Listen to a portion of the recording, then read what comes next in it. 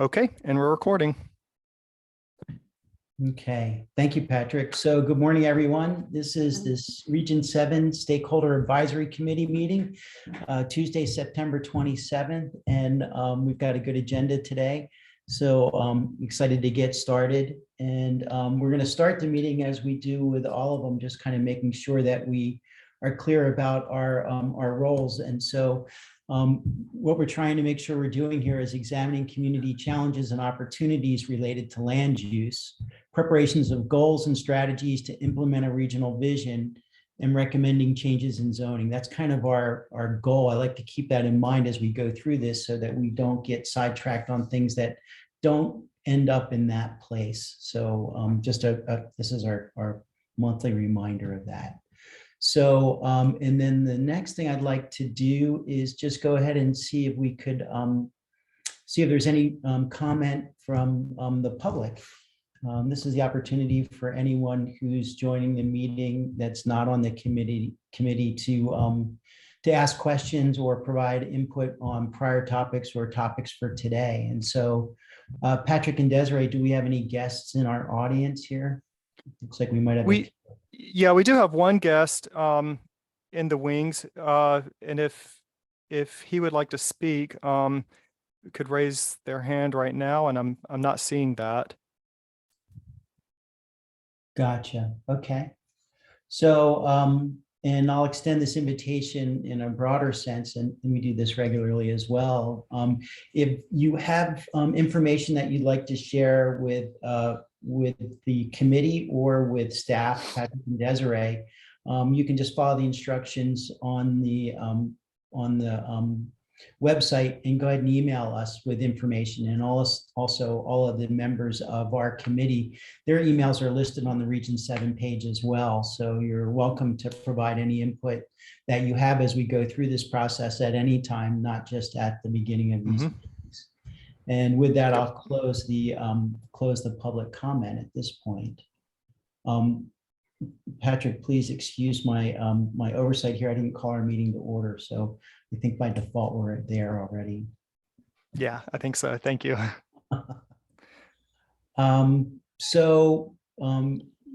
Patrick and Desiree sent around to everyone the meeting minutes from our prior meeting, and I had a chance to review them. I thought they were clear and concise and covered what we had talked about at our last meeting. So I'm looking for, did anyone have any corrections to these notes after their review? Okay, so I'm not seeing anyone who had any corrections. So at this point, we're looking for a motion to approve the notes as recorded. Motion to approve. Great. Second. There we go. Okay, all in favor? Hands up. Anybody opposed? Okay, so we're going to go ahead and take those minutes into the record, and thank you again to the team. Desiree, I know you do most of that, but I'm sure you have some help, so we appreciate it. So we've done our meeting notes here, and so the next thing we're going to do is see if there's anything else on anyone's mind that we want to talk about as we before we get started with our more formal presentations today. Now, I will say that at the end of the presentations, Desiree and Patrick and Anna and I spoke yesterday about some upcoming things we're going to talk about in terms of our meeting sequence and process. But I'd like to reserve that until after the presentations. Does that sound right to you, Patrick? Yeah, I think that makes sense. Okay, great. Great. So, so we'll cover some more broad things about process at the end of the presentations, but any other business anyone else wants to hit before we dive in? Okay, so I don't see anything, and I don't see hands raised over here in our participants list. So, and again, if you have anything, you can email Anna and Patrick and Desiree and I, and we'll make sure that we get it spread out to the rest of the group or the group in general. Yep. So, so that takes us to what we're going to get into today. We're really going to talk to, we're going to go through two presentation components here. One is cultural resources, and that's going to be Jane Cox and her team. And then the other one is our friend Eric is going to talk to us from the city about some issues related to the city and how we're handling those things. So with that, I think we should go ahead and ask Jane if she's ready to start and work through that. Yeah, good morning. How is everybody? I see some familiar Doing faces, good. which is fun. So I've been asked to present a bit of background information on our cultural resources program with the county, and I've kind of broken it into two pieces. The first part will be going over what we are able to do, what our current programming allows us to do under the code. And then I'm going to kind of wrap it up with a few things that we've seen in Region 7 that we, have either concerns about or are looking for opportunities for preservation. So with that, I'm going to share my screen and make sure I've got the right mouse. Living with two computers is confusing. All right, so go over and share the screen. Patrick, I've got host disabled participant screen sharing. Okay, okay, I just made you a co-host, and let me go ahead and set up Eric as well. There we go. All right. So with that, can everybody see my my PowerPoint screen here? We sure can. I All can. right, good to go. I did a presentation a few months ago where I was halfway through and somebody was like, excuse me, I can't see anything. It's like, you could have mentioned it, but I'm glad you guys can see it. So great. Well, you're good. So a little bit of background on the cultural resources program. We essentially are there we go. So with preservation in the county, a lot of a lot of people wonder why is it that we have a preservation program in the Office of Planning and Zoning, and it really is about a much bigger thing than just preserving some grand historic house like you might see in Annapolis. We really see preservation, and it's evolved over the decades as something that really can help build the community's sense of place. There's a lot of byproduct benefits of preservation. We're finding more and more with sustainability questions that we can really point to some concrete studies about how reusing historic buildings and utilizing the resources that we have built already can really provide energy efficiency and reduce resource consumption. There's been some great studies that have looked at the actual cost of tearing down an old building and rebuilding new versus the environmental cost to adapting and reusing parts of that building. So I think that's a new angle of preservation that we hope to be exploring in the coming years. Obviously, as we've seen in the city of Annapolis, preservation and preserving a historic area and historic district is an investment in the future. It makes property values go up, it strengthens the local economy, it makes it a place where people want to go. And obviously there's these side soft benefits, if you will, culture, having these cultural institutions, having places where the community can gather, and fostering civic beauty. Sorry. So within cultural resources, that's sort of the overarching big picture of what we hope we can accomplish by having a preservation program in the county. Our preservation program is primarily focused on development reviews. We are able to look at permits when they come in to see if they're going to impact archaeological sites, historic buildings, or historic cemeteries. We also have a lot of other arms of our three-person department. We coordinate heavily with other county agencies, giving them advice on properties that they are historic resources that they're responsible for. We coordinate with state agencies on state and federal level permitting. We administer a historic preservation tax credit program, and we also monitor easements across the county that the county has easements on historic properties. We monitor those every other year. We support citizens and nonprofits in providing them technical advice. People call us and say, how do I save this part of my building, or what can I do from a technical point of view? So we provide that kind of citizen support. And we also have a very, quite a robust public outreach program. The theory being that, when we started our historic preservation program about 25 years ago, this is something that we had to, make sure that the community knew what we were doing and why it had value. So we've tried to bring the community in to assist us with hands-on work, doing archaeology out in the field, participating in cemetery preservation. And what we found is, it's a very rewarding part of the program in that we get to interact with the community, the citizens that see the real benefits on the ground of saving these historic sites. We also manage an archaeological collection and archival collection. We essentially serve as the de facto historic archives for the county. We have files and files and files of historic research on individual properties, photographs, basically everything that's been gathered over about 50 years. So it's quite a research resource if anybody is interested in checking that out. So how is it that we go about protecting resources? Under the code, we have a definition of historic resources.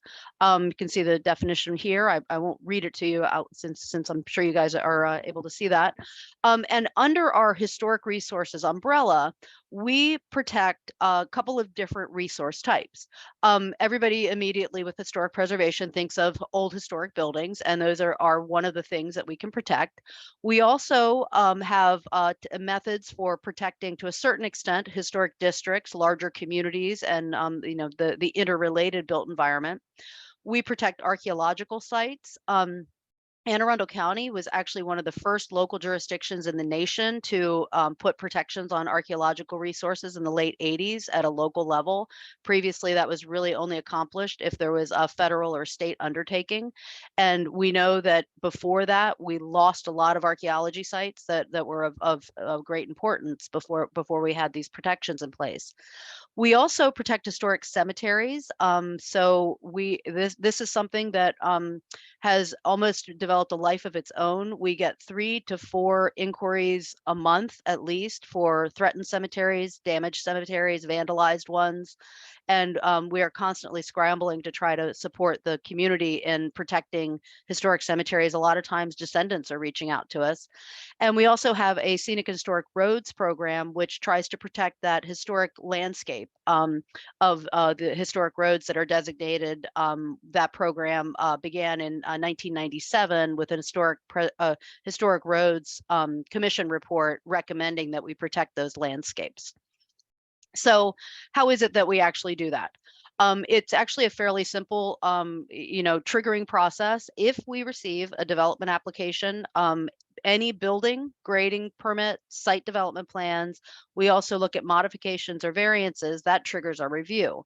And then we are basically following the requirements under Article 17, 6, 501 through 504. And what does that bring about? So our program is a bit different than what a lot of people might be familiar with the city of Annapolis. We do not have a historic preservation commission or a layperson's body that makes individual decisions on preservation permits that impact historic preservation. Instead, we follow essentially the state and federal policy, which is established under Section 106 of the National Historic Preservation Act. And what that does is basically brings us to evaluating the value and significance of a historic resource at the time of permitting. So instead of having a grand inventory that is unequivocally, you can never touch do anything with this historic building, we look at it in the real time of when we get a permit, we assess what the resource is that we're dealing with at that point and try to determine whether it is locally significant, is it important to the history of the county and worthy of preservation? And then we look at whether it is feasible to preserve. Is the building in good enough shape to reasonably expect that it could be retained and reused, adapted for a new use or for continued use? Or is the building so far gone at the point we get that permit in that it's something that's just not reasonable to expect a private citizen to retain it and make it work? So another key element is that when we evaluate for historic significance, we base that loosely on the criteria that are well established by the National Register, by best practices. There are criteria as to whether it's an important architectural resource, whether it's associated with a famous person or a group of people. Whether it is highly architecturally significant, and whether it has the ability to teach us something new about Anne Arundel County history.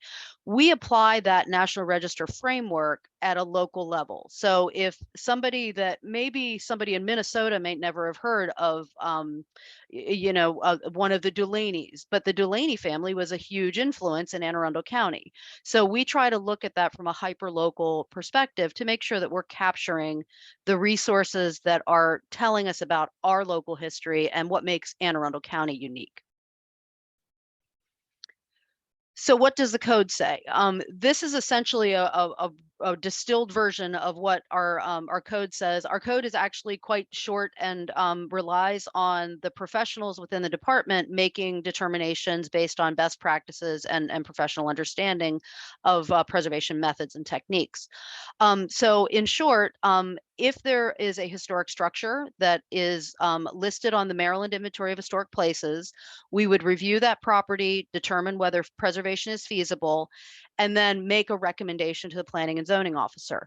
If he determines that preservation is feasible, then that building would need to be retained. It can be modified, updated. It can still be, you could add on, you can adapt certain things, but the premise is if we identify that a building is historically significant, we try to distill what's historically important about that property, and then whatever preservation methods and development occurs, we try to work with the property owner to maintain that core essence of the building so that it can be understood by people in the future as being an historic resource. We protect significant archaeological sites. There's a process to go through where you dig a site and then do testing to determine whether something has integrity and the ability to convey new information. If it does meet that threshold of being a significant archaeological site, the requirement under the code is that the site must be avoided and protected by being placed under a preservation easement. Now, the preservation easement does protect the resource, and it allows us to kind of co-manage that resource with the property owner to make sure that if they have to make some sort of impact to the resource, that we do it in the most sensitive way possible to retain as much information as possible, because archaeological sites are truly you can't recreate one. It's a disposable, or it's a non-renewable resource. It's just like if you destroy a wetland, you can create a new wetland somewhere, but you can't recreate an archaeological site. You only get one crack at digging it and recovering that information. So protection, preservation in place is the industry standard best practice at a national and state and our level. We also protect historic cemeteries. So if there's a historic cemetery identified on the site, it has to be retained. We also require a 25-foot buffer out of courtesy to the deceased. In Anne Arundel County, again, kind of a unique feature we have, cemeteries cannot be moved. This was something that was baked into the code in 2006. It says they shall not be removed. So we are often working with some creative options for how you can protect a cemetery while still allowing a property to be fair and reasonably used. Just a quick fun thing in Region 7, if anyone goes to the Home Depot on Defense Highway, I challenge you to find the cemetery because there is one in the middle of the parking lot. So look for the concrete barrier that is over near the garden section. And that is actually an 18th century burial vault related to the Hockley in the Hole plantation, which was demolished when the Home Depot went in. And the cemetery was retained in place. It's perhaps not the most elegant solution, but this is, again, the code is pretty baked into it says it shall not be moved. So that we work with a scenario of that case. We also have protections for scenic and historic roads. We have 14 criteria that must be met. In Region 7, we only have 4 roads within Region 7. So this is, we're kind of going to glaze over that part a little bit more, because I think in most instances for Region 7, this is not going to be a big preservation issue to work through. So what do we have in Region 7? What we tried to do is break down by those resource types, the numbers, just so you can get a sense for what's out there. We have 54 historic buildings and historic districts that have MIHP, or Maryland Inventory of Historic Properties forms, that are on file. We have 99 archaeological sites. Many of those are prehistoric. They're features that we call shell middens, where basically Native American populations would come seasonally, year after year, to the shoreline, collect oyster, and then leave these piles of oyster shell. That consists of a lot of our archaeological sites in Region 7. We have 17 documented historic cemeteries that we know of. It is shocking how often we find new cemeteries that are lost in the land records when development comes through. So it's, again, cemeteries has become kind of a beast of its own within our program. As I mentioned, 4 scenic and historic roads. And the other metric that I wanted to share is the preservation easements that we hold on properties in Region 7. We hold 9 preservation easements, and as I'll discuss in just a moment, as part of our process, when a property is going to be protected and is before us in a development context, we can require a preservation easement as a condition of the permit to allow us to participate in the preservation of that structure in perpetuity. So we monitor those preservation easements. To give you a quick sense of all of the stuff that we have, this is a map from the state online data about all the historic resources, including the archaeological sites. So you can see the red that sort of big dashed red outline. You all have a sense for where the city of Annapolis boundaries are, but the things that are also represented here are properties that are listed on the Maryland inventory are in red. The blue blobs are all of the archaeological sites that are recorded. We also might see some other colorations. Those consist of easements or National Register properties. So it just gives you a depth of understanding how much stuff we have on the landscape. But you also are going to notice some holes, and those empty spaces, people have been living here in Anne Arundel County for 10,000 years. There's probably archaeology sites or resources that we just have not yet identified. So in a way, this inventory is a constantly evolving and developing thing. Especially when we look at the fact that the conventional standard is that if something is 50 years or older, that's the National Register standard for whether a property should be considered historic or considered for historic designation, as long as it meets other criteria. The 50-year threshold, having just turned 50, that means 1971.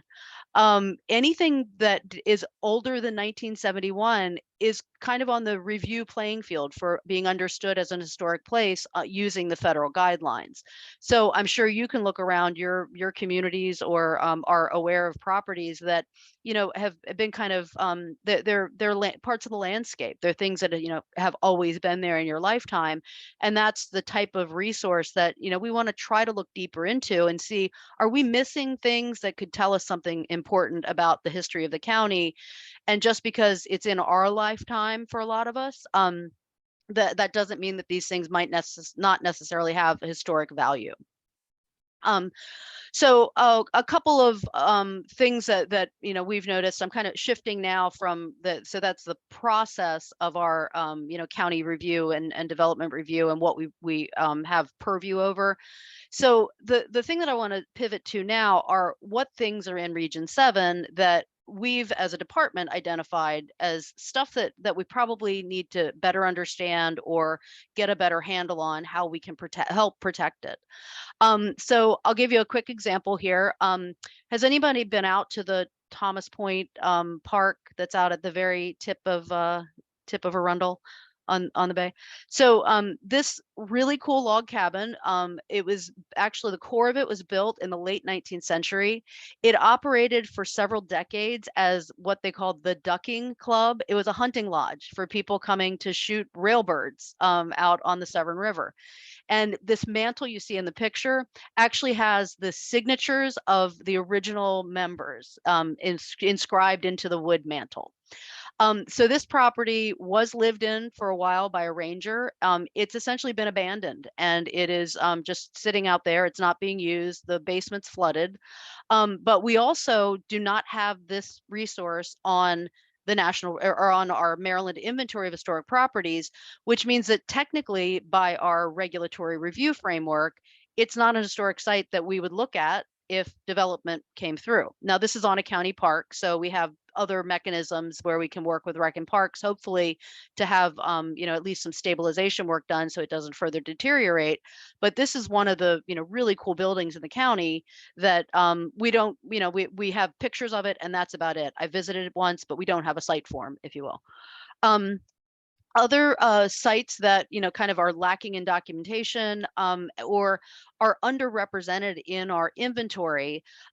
We did a survey a few years back of we did kind of a quick scan data audit of our existing inventory, and we found that fewer than 10% of the resources in that are inventoried in the county, the historic resources, are associated in the files, at least, with African American experiences or lives.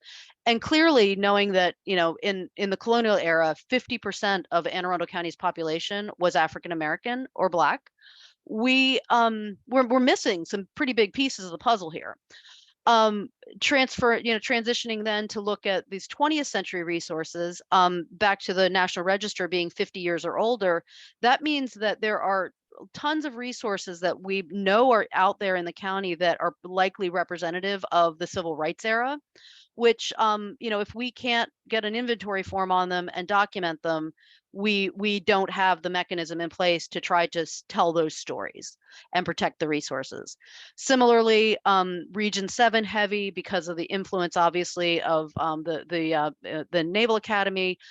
There are a lot of sites that we know are associated with the military complex, if you will, sites related to World War I, World War II, even the Cold War, that that's an interesting and really, people are passionate about that part of history, but we really don't have any resources on our inventory that we can point to and say, this is telling us about this part of the story.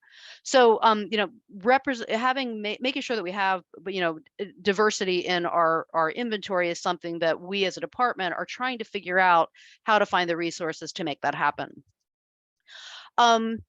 So I'm going to take a quick step back to talk about back to our ability under the development code.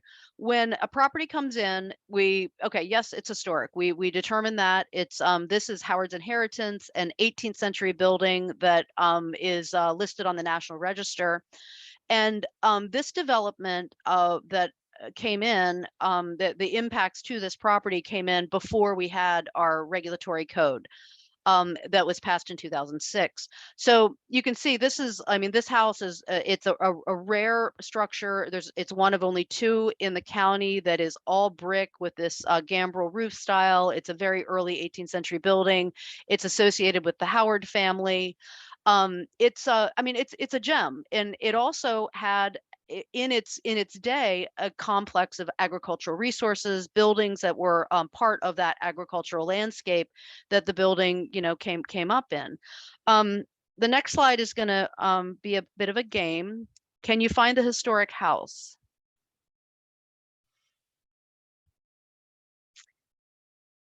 Not an ideal way to preserve its historic setting. On one hand, the building's still standing. We have it. Then the question that we really, as preservationists, are faced with is what is reasonable to try to do to protect a larger historic setting. This is honestly something that we deal with, several times a year with a very significant historic property. And how do you find a balance between allowing the zoned development on a property? This was clearly zoned high enough at the time that the application came in that it allowed for townhomes. So, how do we find that balance? Is this okay? Does the community think that this is preservation? We want to try to do better, but we don't really have the tools to, to do that. So just wanted to give you that example. One other item that I wanted to run through is the idea of our preservation easements program.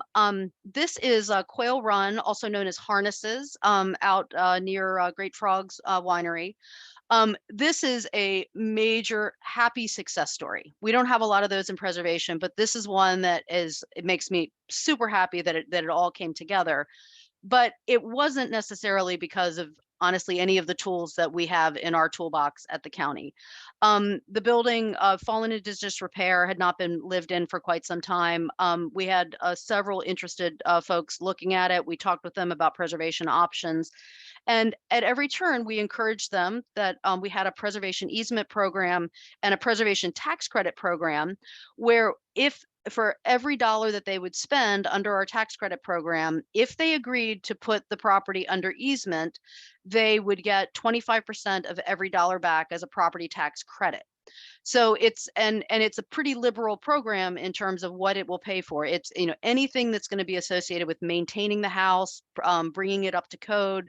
These things would have been eligible under the tax credit program.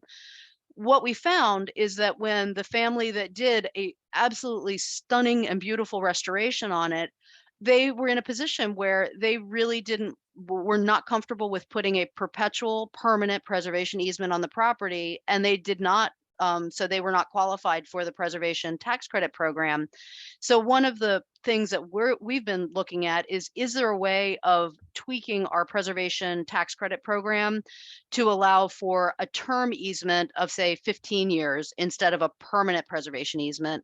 We're hoping that that might be enough of a trigger to be able to, engage more with people that are doing preservation activities, because in reality, once these folks did started the work on the property, we do not have the interior building plan review. So they could have literally ripped out the entire interior of the building, but fortunately they had a real soft spot for the historic resource. So they did a beautiful restoration, but we really had no tools in place that were appealing to this family in particular. But it's a beautiful restoration, and I'm really psyched that they did it. Okay, now pivoting a bit to our historic districts program. How am I doing on time? Okay. So all of our historic districts in the county, in Region 7, we have 3 that, or we have resources that sort of read as a historic community or a historic district: Bay Ridge, Highland Beach, and Annapolis Roads. Those have properties with inventory numbers. So one of the things that we struggle with under our existing code is the tools to be able to protect a larger landscape. We have the ability to say, yes, you have to retain this building and you have to keep the kind of character of it if it's a historic resource. But what we can't really do is encourage the larger landscape, what the idea of how it all works together, whether you really have a sense when you drive down a street of its historic feel and a character. So if there's infill development with a really large overscaled house, it very quickly starts to change the fundamental character of what, in a lot of instances in Region 7, were these small, cool, little funky beach communities. And really over the past 20 years, most of those, as they've converted over to full-time use, property values of things on the waterfront have just escalated. These houses are being lost. Those ones that are at a simple scale the small beach community type structures are being lost at a pretty rapid rate. So just a quick example in a study that we did back in 2014, when the Bay Ridge area was originally surveyed in 1998, it was given a survey district nomination. It's got a Maryland inventory form shown and that encompassed all of the resources that were in this red polygon. In 2014, we did a building by building assessment to determine what was still left, what had happened over the years. And what we found is that there had been so much of the original historic buildings that had been lost. We actually have proposed reducing the boundary. That's in 2014. We've continued to see losses, but it's something that it's a constantly changing line of where is the credibly, what is the reasonable historic district that we could look at, and what tools are we going to need if we want to try to protect that, if Bay Ridge even wants to try to protect those resources. So community engagement is going to be something that, again, our team is trying to figure out ways to engage and find out, does the community even care whether Bay Ridge stays as a historic district? Because the way it's going right now, I don't think we're going to have it in another 10 years and we would delist it. Another interesting example of getting back to something I spoke about earlier about things that we just don't have on the inventory. Arundel on the Bay. The community did some great work. They published this book. It's a great book if you have a chance to pick it up, that just gives the entire history of Arundel on the Bay. But really, this was a beach community that was contemporaneous with Bay Ridge, founded at the same time. Yet these, and it still retains amazing amount of integrity. The buildings have really not been altered that much. There's a lot of continuity on the streetscapes. When you drive through several streets of Arundel on the Bay, you really feel like you could walk back in time. Now, what I'm showing here is the historic Arundel on the Bay, essentially a 1904 map. And then what you can see here are the two resources that we have documentation on in Arundel on the Bay. So nothing else is protected. We recognize this as a very interesting historic resource because of its broad pattern of how Anne Arundel County developed and evolved. But at this point, we don't have the mechanism to be able to do tons of inventory forms that would put it under any protective mechanism. And we also don't know whether there's support within the community to be able to move in that direction. And how would that impact, there's always concern for impact of property values and property rights. So to kind of bring this full circle, this summarizes some of the examples that I shared. Our big picture stuff, we are really looking hard at our inventory. It's in many ways, the inventory was started in the 1980s and 90s. There was a huge push, lots of properties were listed, but it almost like came to a freeze in 2000s as staffing limitations. For a while, we only had 2 people on staff. It takes a lot of time and resources to put together a proper inventory form to get a number registered from the state. So, this is something that we want to, look at our inventory, make sure that the information we have is accurate, is up to date, but also add information to it that's going to be more representative of the modern, a more recent understanding of what we should be preserving. And in many ways, what we found is that, my example earlier of our representation of African-American resources, that's something that, we've been trying hard over the last couple of years to address and identify new resources to put on that inventory to capture that part of the story. A couple of the talking about other mechanisms where we can both protect the individual historic resources, but in the case of Howard's inheritance, how can we do more to protect a larger historic setting? What are the mechanisms that might be available? And is it a regulatory arm or is it an incentive program? The incentive program of our tax credits, we would love to try to expand eligibility on that to not just be the main primary dwelling, but also to embrace agricultural buildings. Less so in Region 7, but we do see across the county the rapid loss of historic tobacco barns. Those are resources that if the tax credit program could be expanded to include outbuildings that create part of that historic setting, that would, we think that would be an incentive to try to help people maintain and keep all the resources that make up a historic property, and not just the main dwelling where, you know, the property owner lived. This is a particularly relevant, again, you know, in other regions outside of Region 7, in that we often end up protecting a single historic, you know, mansion house, but we know that that house is associated with enslaved dwellings and resources that we then watch get torn down because they're not part of just the main dwelling house. So, you know, we think that that preservation tax credit program, if it was tweaked, we could have more reach and better preservation outcomes for not just, you know, the rich white guy that owned the house, but also all of the other people that made up that landscape.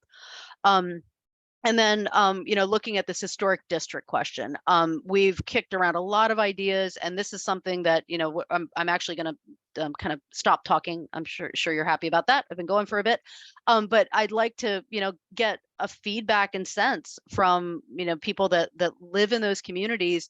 Is there an appetite for additional regulatory overlay? Is there a way we could do a preservation light version? It doesn't have to be like the City of Annapolis Historic Preservation Commission, where, you know, every, you know, minor detail, but what if we came up with a community driven, community-based guidelines, and where the community could come together and say in Arundel on the Bay, these are the things that we think are important. Is there a way of developing a mechanism, an overlay district, a design guidelines that would help in that kind of you know, protective mechanism?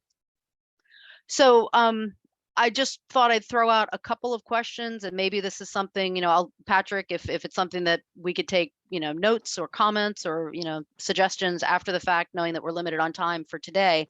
But these are some of the big picture things that we think about within our cultural resources team. So with that, I will happy to take questions or hear perspectives. I would love to know what you guys think.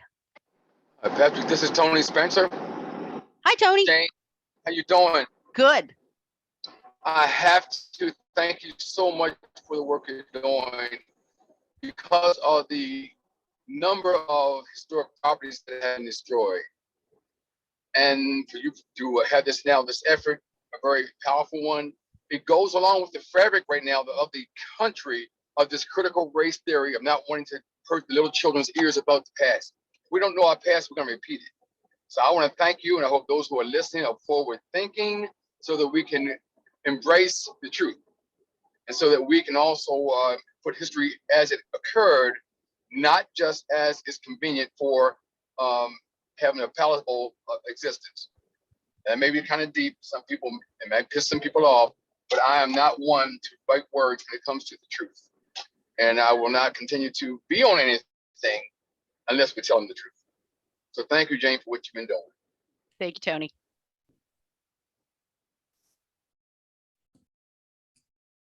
Jan, I'm seeing in my notes off to the side here, Lily Openshaw was hoping that maybe she could connect with you directly about things in Bay Ridge. So maybe you guys can connect offline and talk more about what's happening in that community, because it seems as if there's some interest in continuing that kind of process of trying to save some of the properties along the waterfront there. Well, and also Jane was talking about an overlay to more clearly define community character as these developments come in that are just kind of destroying the character of our community. In fact, we just started a development committee that we haven't had in a long time, trying to figure out what we can do.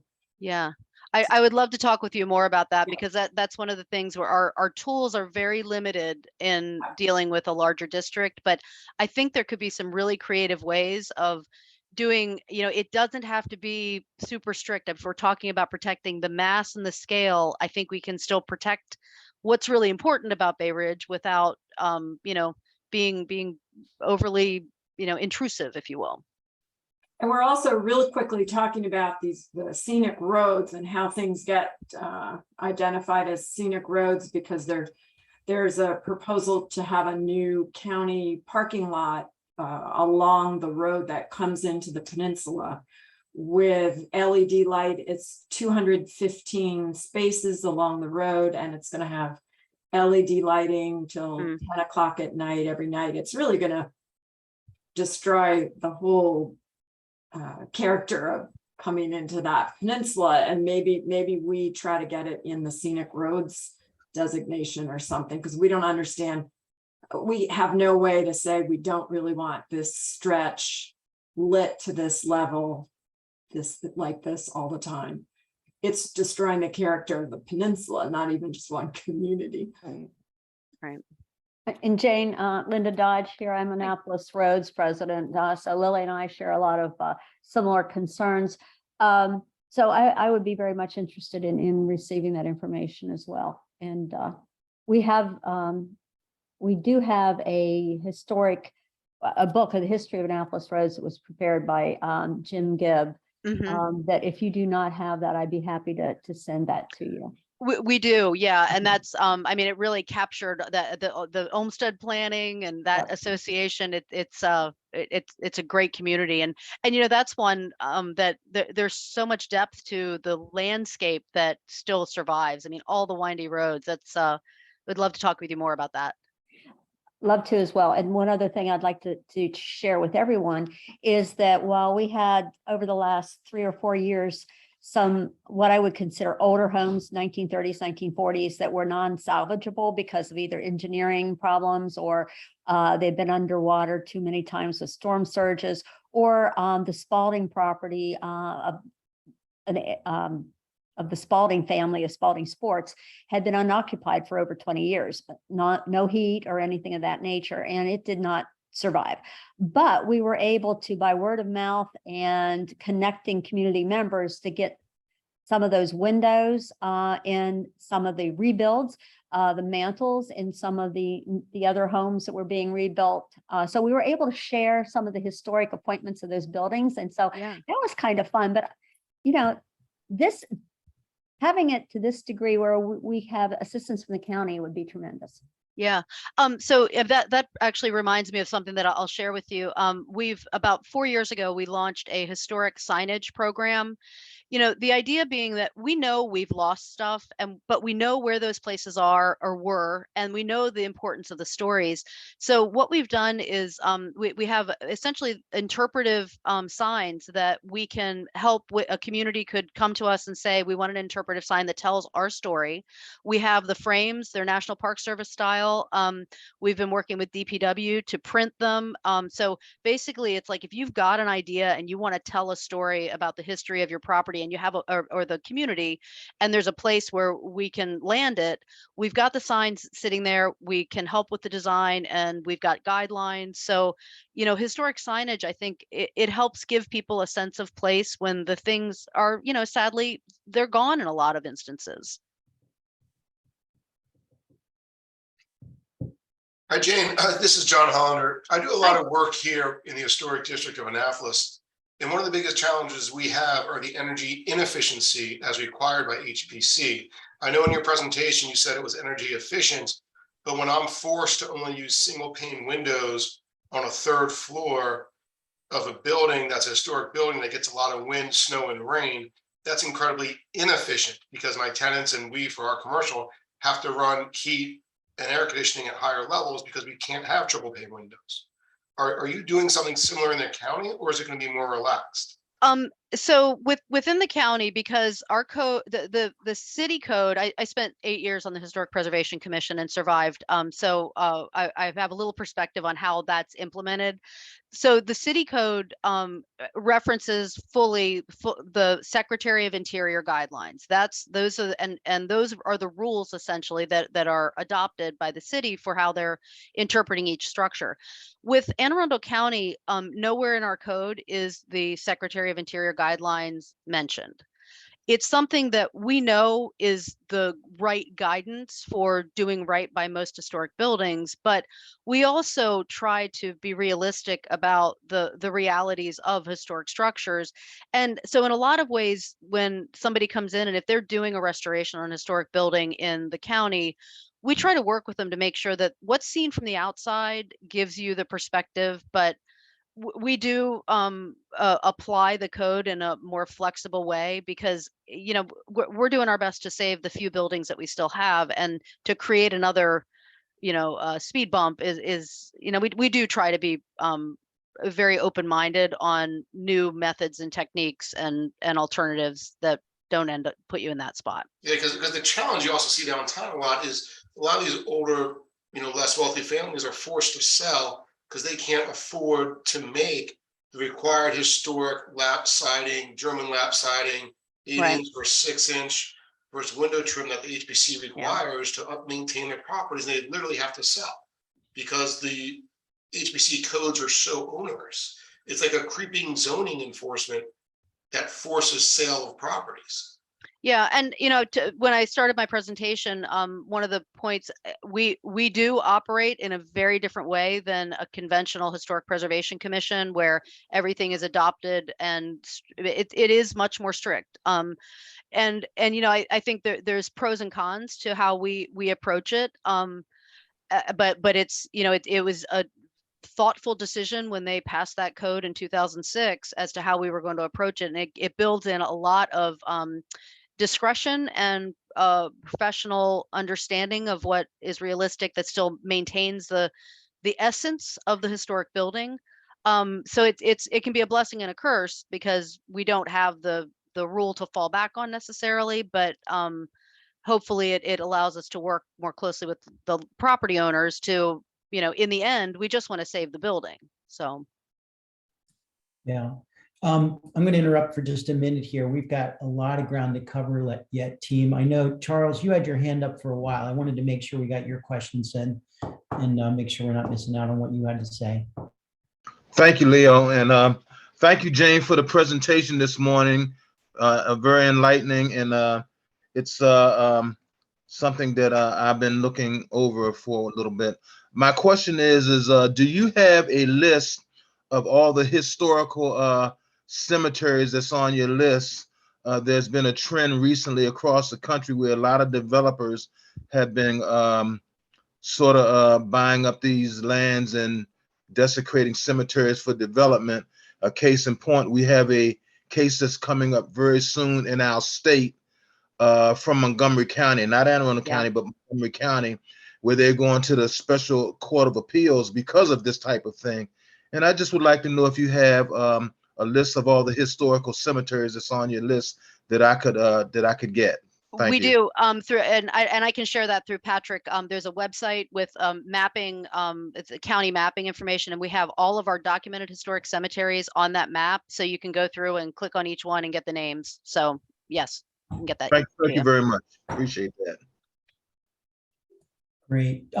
Jane, thanks so much for the presentation today. I know you guys work really hard. We check with you guys pretty regularly on things that we have going on, and always find the office to be very helpful and supportive of our efforts. So thanks on a personal side. I know there are a couple open issues that people wanted to ask you about, and I'm going to ask, I just was talking to Patrick, if people could kind of make a note of those and get them over to Patrick and Desiree and I, and then we'll get them over and Anna, and we'll get them over to Jane and get follow-up responses on that. I know Larry, you had one, but I want to make sure we don't leave Eric with not enough time to make his presentation as well. So I'm going to ask. And I'd love to continue the conversation offline on any of these issues. I mean, we need the community support to make this continue to be a good program. So looking forward to talking with all of you. Yeah, Jane, thanks so much. Sure. Really appreciate it. Thank you, Jane. And I know Lily and Linda wanted to follow up, but I'll leave that to those guys to do with you. So let's shift gears if we could, because again, I don't want to run out of time. Can we move to Eric? Patrick, does that sound okay to you? I think that sounds good, Eric, if you're ready to go, and you should be able to share your screen from. Mine's off, right, Patrick? I'm good. It is, yes. Okay. Yes, yeah. Thank you, Jane. Thank you. Can you guys see my screen here? Yeah, it just came up, Eric. Okay, terrific. It's a little small for some reason on mine. I'm not sure why. Well, hopefully it's viewable to everyone else in good size. Thanks for the opportunity to be with you again. I know I've been at some of your meetings, and you've covered a lot of ground. I gave a lot of thought to what would make the most sense to talk about today, knowing that this is intended to be a more broad update of our comprehensive plan in the city. And I should just introduce myself again for those who maybe haven't seen me present before. Eric Lashinsky, Chief of Comprehensive Planning for City of Annapolis, Planning and Zoning. As I was listening to Jane's talk, her mention several times about needing more tools to meet the goals of her office is something I could definitely relate to here in planning and zoning. My role is essentially long-range planning, thinking about ways that we could meet the goals of the city, visioning for the future, policies, programs, projects that kind of get us there. And the comprehensive plan is one of the best tools for that, but it's not the only tool. I'm excited to share something else we're working on in conjunction with the plan. Well, we are still working on the plan. That's the update.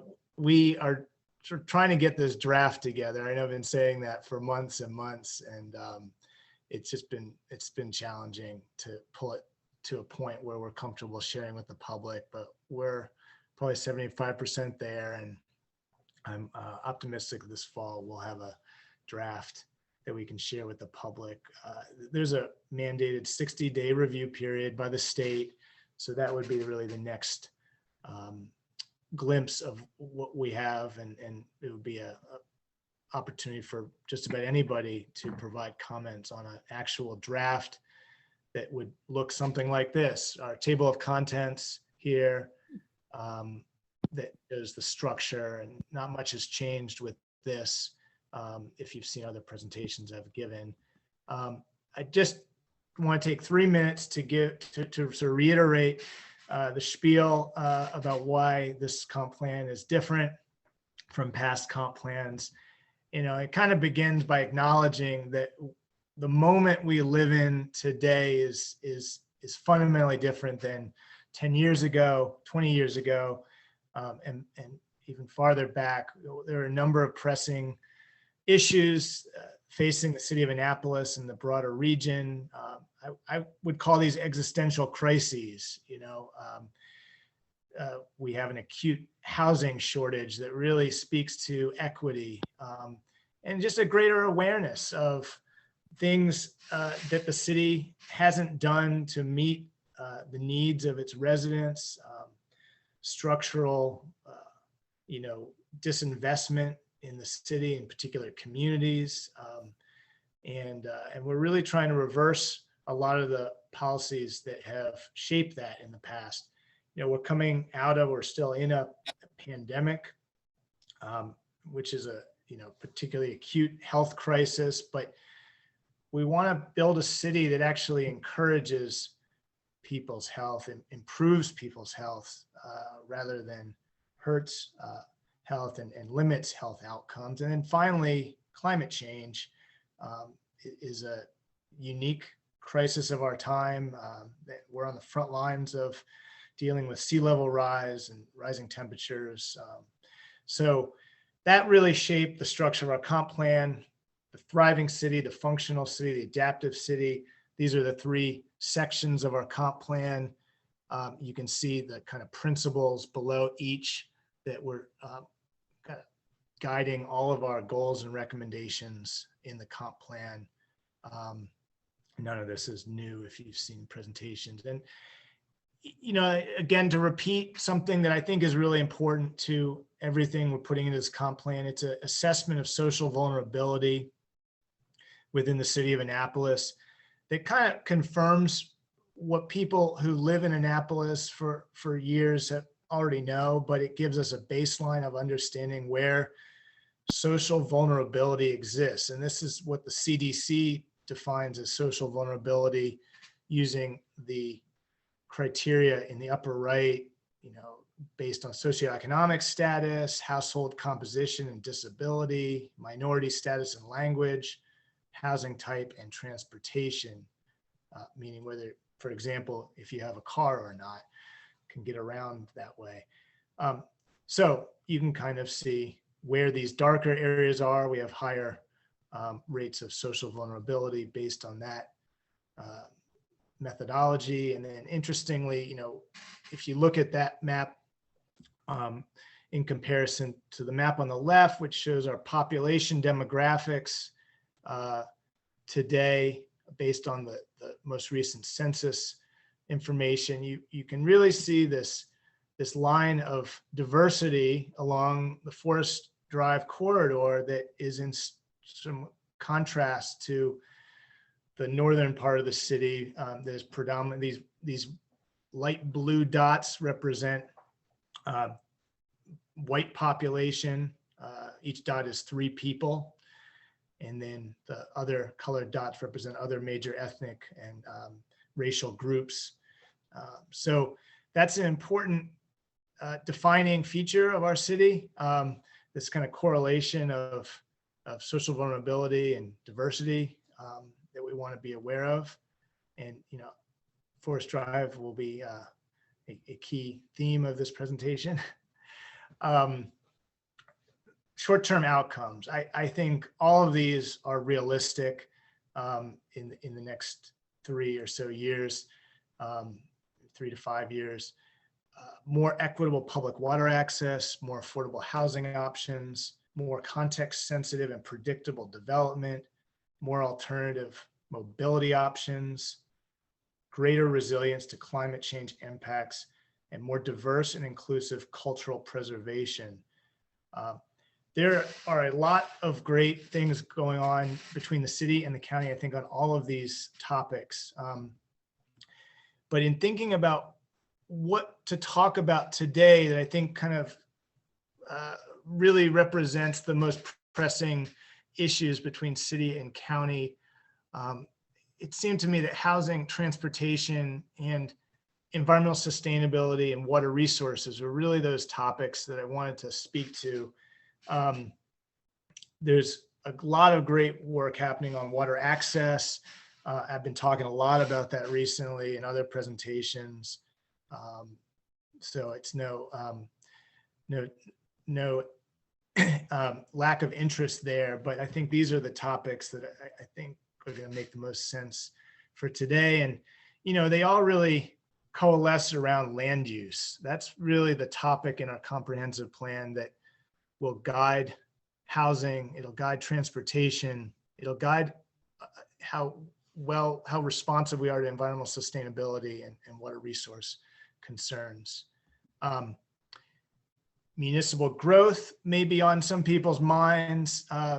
It's certainly a major topic between city and county as well, but I just wanted to acknowledge that the city really isn't growing outward at this point. It's maybe no secret, but this is a map of our growth area that we would be including in the comprehensive plan. It is very similar to what you would have seen in the last comprehensive plan, 2009. The orange areas are what we refer to as the growth area, or parcels that the city would potentially annex if there was interest from those property owners. But it's very limited. You can see it's along the Route 2 frontier of the city and the border with Parole. And then there's a couple of parcels down in the Bay Ridge Road, Edgewood Road area. So this is because of this, the emphasis in the city is really more about infill development and looking internally at the land that is being underutilized or not performing to the degree it should. And so that kind of gets us into, when we think about the housing issues the city has, we do have a housing crisis in the city. The city of Annapolis is an increasingly unaffordable place for many people to live or move to. And that really is a hurt to our economy. It can't be a city that survives if people who work here have to commute long distances to get here, that then has compounding issues on, vehicle emissions and congestion and all sorts of other health issues. But this is, in 4 graphs, this really explains our housing crisis today. In the upper left, this is our population change by age group from 2010 to 2021. You can see in the 25 to 34 range and the 18 to 24 range, we're losing population. Annapolis is the blue bar. So we're going down significantly in both of those age demographics. We are gaining in the 35 to 44 range. We're going down in the 45 to 54 range. And you can see our senior population is growing rapidly. In the upper right, households, change in number of households by household composition. You can see sort of as a corollary to that other graph, we're not gaining much in the way of family households over the last 10 years. We're only marginally gaining non-family households in comparison to Anne Arundel County and the state of Maryland overall. And then on the bottom, you can see our median sales price for a home for sale is $625,000. It means if you look at the area median incomes, a family would be having to earn 140% of the area median income to purchase that home. And on the rental side, with average rents of a little over $2,000, household would have to be making 80% of the area median income to afford that. Not as severe as maybe a home purchase, but still impacting cost burdens for households. You look at the permits that have been finalized in the last 10 years in Annapolis, it's not surprising then to see that the large majority of them have been for single family homes and very little multifamily. Most of that multifamily on this map is in the Oberry Court development, which was really a redevelopment of public housing along Clay Street about 2015 or so, 2016. So it replaced most of the units that were already there. And I think it was only maybe a net gain of 20 units. There is a new affordable housing development on West Street, off of West Street, called the Town Courts, that is not represented on this map. I don't believe. It would be right here. That's about 42 units. It really, the takeaway here is that the city is really not building any very, very minimal amount of multifamily housing, which is an alternative to single family housing. And it's a pretty broad range of housing type, but it could be as small as a duplex or a triplex. And what we're seeing is that those types of modest density housings, duplexes, triplexes, are really kind of an endangered housing type in the city. This diagram on the top is widely referenced by Opticos Design, a firm that has been kind of a leader in doing planning around what we call missing middle housing. It's housing that both addresses middle income populations, but it's also housing that is sort of modest in it's that modest density housing that's larger than a single family home, not quite as big as a larger apartment building. It's the kind of housing that has existed in Annapolis for hundreds of years, but is very difficult to build in today's city based on our zoning code. And these are all just examples of that. I think all of these are triplexes, actually. This one in the top middle doesn't look like it, but as you can see, 3 mailboxes in front.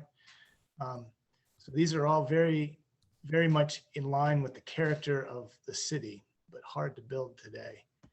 And then there's this issue of where we can build. And we obviously have environmental constraints to address in the city. This is a a relatively new map made by a consultant for our resilience plan, our regional resilience plan that we've been working on with Anne Arundel County. It's called the Military Installation Resilience Response Study. It's being funded by the Department of Defense with the primary goal of protecting the Navy's interests. But to do that, we have to look at the broader region, city and region. And you can see the Navy is really one of the most vulnerable. Their academy grounds, I should say, is one of the most vulnerable places in the city. And that's really why we're doing this study. But this kind of points to, this is a 2100 projection showing high tide and high tide plus the 1% annual chance of flood. It's dramatic. It shows kind of where our vulnerabilities are and sort of limitations and where we develop. It's certainly showing a lot of other areas in the city that are not vulnerable, but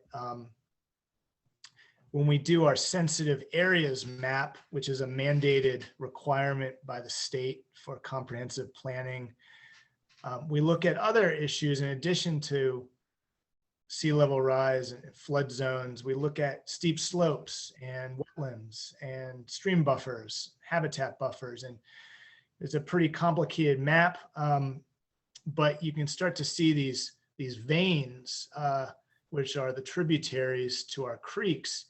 And these are places where we won't be developing any new buildings.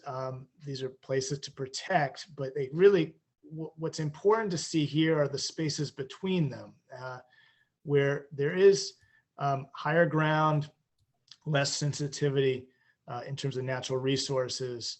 And you can start to see, obviously the Forest Drive corridor, the West Street, Maryland 450 corridor, and Parole. And, you can start to see these places, kind of lower Eastport. There are places that are less sensitive here. And this is an initiative by our Annapolis Conservancy Board that was done in collaboration or sort of as part of our comprehensive plan, which is an effort to then, from that sensitive areas mapping, look at these potential easement locations that would make sense in the city. And we shared this information with Anne Arundel County as part of the green infrastructure plan the county adopted recently. These types of future greenways that you can start to see the potential for would ideally connect with the county in certain places. And they also identify places where we don't want to develop, but highlight the spaces in between that would make more sense for development.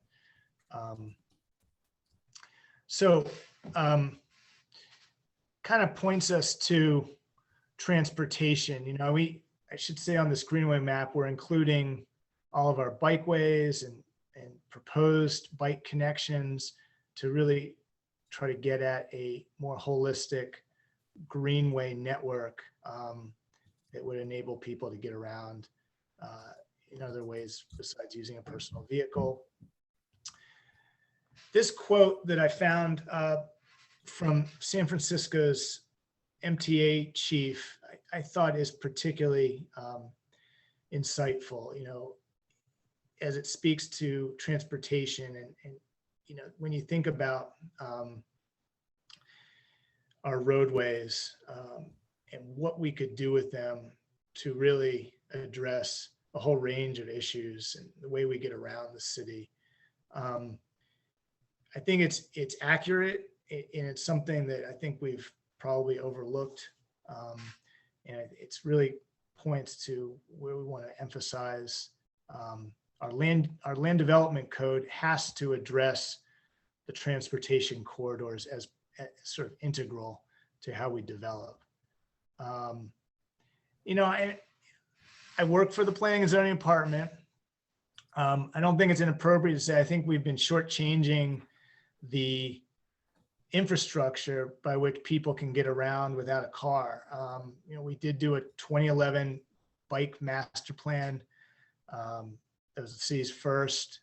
It's been minimally implemented. Our sidewalk infrastructure gets maintained year by year, but the number of new sidewalks or sort of dramatically improved sidewalks, it really just generally depends on new development. And so we're really trying to take a more proactive approach towards this. Our data shows, high numbers of accidents, fatalities, even along our major thoroughfares. They're not really designed for multiple types of road users. This map on the right is the data from 2015 to 2019. You can kind of see how the data aligns with our major thoroughfares, Forest Drive, West Street, Maryland 450. I mean, downtown is certainly a hotspot as well. And that's, I would say, there's a high concentration of pedestrians there, as well as out-of-town drivers who don't necessarily know the city well. And you can see down at the intersection of Bay Ridge Avenue and Forest Drive is another major hotspot. This is the bike network I referenced that is basically fragmented, doesn't really get people anywhere. It's sort of an embarrassment, I think. It's in some places provides recreational opportunity, but it's certainly not a transportation network.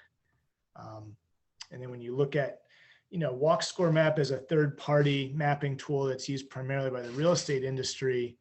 And a big part of it is to show densities of retail that are, clustered that might be walkable. It is a pretty good measure of where walking is able to happen in the city. And you can kind of see these large expanses. The green areas represent these densities of walkable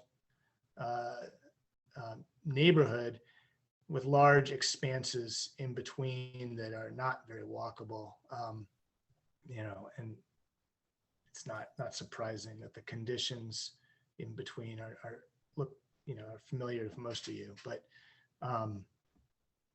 we've done a number of plans in recent years, I think have all pushed us towards essentially a paradigm shift in how we think about mobility and development around our roadways and streetscapes. Most recent is the Vision Zero plan that the county, Annapolis County produced, and I was on a task force for that. That is something that jurisdictions all over the country and the world are producing to really minimize, reduce, essentially eliminate traffic deaths. And a primary, it's not the only way, but redesigning our roadway network is part of that. We did the West Annapolis master plan in 2021, which I'm going to talk about a bit more. This is the upper right is the Forest Drive Eastport Sector Study Task Force report, which improved on the recommendations that came out of the Forest Drive Eastport Sector Study, which was not adopted. The task force report has a number of recommendations that we're incorporating into our comprehensive plan. Eastport Transportation Study from 2016 in the lower left, and then Upper West Street Sector Study, also not adopted. Great plan, sort of a unique situation, I think, why it was not adopted, but I'm still hoping that it might get adopted and working with the councilwoman for this area to see if it still can get adopted. And so then we get to this quote, which I think summarizes a lot of what I've been talking about, kind of points us towards land use. The type of walkable, mixed use, reasonably dense development patterns that might help ameliorate climate change, patterns that prevailed before the 20th century are outright prohibited under most American zoning codes. And, this is what I'm getting at in talking about a tool for allowing us to have and encourage, even incentivize the kind of development that will address most of our pressing issues. It's been talked about before in our 1998 comprehensive plan. You can see on the left the existing generalized land use plan that the consultant in the city inherited from the prior plan. A major change in the future land use that they proposed in 98 were these orange clusters that they called mixed use centers. And you can see that even the map is turned, unfortunately. So it's not the same orientation as all the other maps in this presentation, but this is the Forest Drive corridor here, Bay Ridge Shopping Center down here, West Annapolis here, and Inner West Street downtown, and then you can kind of see those clusters. Mixed use centers are in the black and white, more visible. In the last comprehensive plan, 2009, we started, what we inherited was a map that has all the red is just commercial type uses. Purple is mixed use. There was a dramatic expansion of mixed use in their future land use map, still some commercial. And then there was a proposal to recommendation to encourage development in what were called opportunity zones, which are listed on the right. So you have West Annapolis, the Bay Ridge Road area by the shopping center, the area by Spa and Forest Drive, and then finally Upper West Street and Chinkapin and Old Solomon's. And I think that many of the ideas there were correct, but not well executed. And certainly, you need more than a comprehensive plan to lead the development that you want to see. And I think, a comprehensive plan has limited ability to do that. It's not really a binding document per se. It's not a zoning code. So in our current future land use map that we plan to include in our current comprehensive plan update, the biggest changes are what are identified here. We're essentially showing all commercial and professional office properties as mixed use. So that's the red. It's hard to see, but there's not even a commercial designation anymore. We're also being much more clear about where areas make sense for environmental enhancement. These aren't places that should just be off the map, even if they're undevelopable. We want to be very clear about those potential connections to developable parcels and how they can add value to those parcels. And then recreational enhancement areas are places that might be at existing parks, at open space areas in other contexts, like at schools. This is showing Tyler Heights Elementary, where we can be more proactive in activating these sites potentially as neighborhood resources. So we're just trying to pull some of these land assets out of the shadows, I would say, and be more willful in how we address them. And but I think the big change is in being more assertive in terms of mixed use development, and really saying that every commercial or professional office property in the city could support residential development in some capacity. It might just be a couple apartments over a store. It might be more than that. But because of our housing issues, we really have to be much more strategic in how we look at development opportunities within the city that are still compatible with what we want the city to be. So another cartoon that I think really speaks to the challenge here. We are trying to find the sweet spot.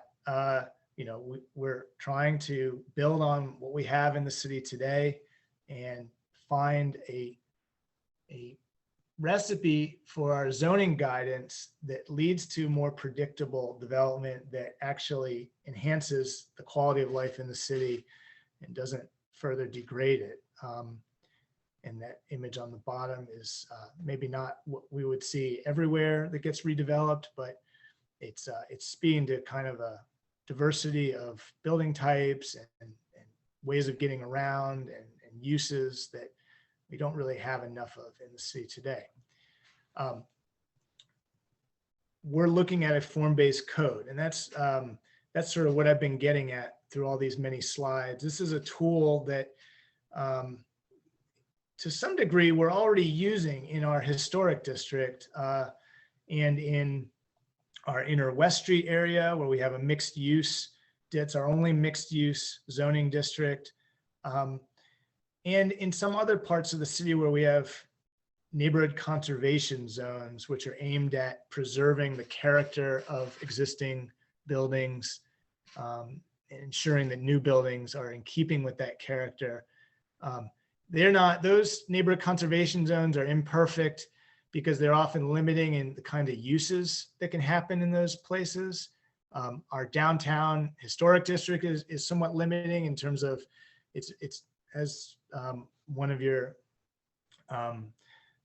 committee members mentioned earlier. I mean, there's a lot of requirements on property owners. So it's not like we can put a historic district every place where we want to, where it might make sense to preserve the character. We're looking for something that finds a balance between prescribing a certain kind of urban form and also providing flexibility to property owners as they look to redevelop. You know, this is a great example, in my opinion, of what we don't want. But this same type of corridor could also be this. I think this is Alexandria. These corridors move the exact same volume of vehicles in a typical day. You can see this example has a greater intensity of uses.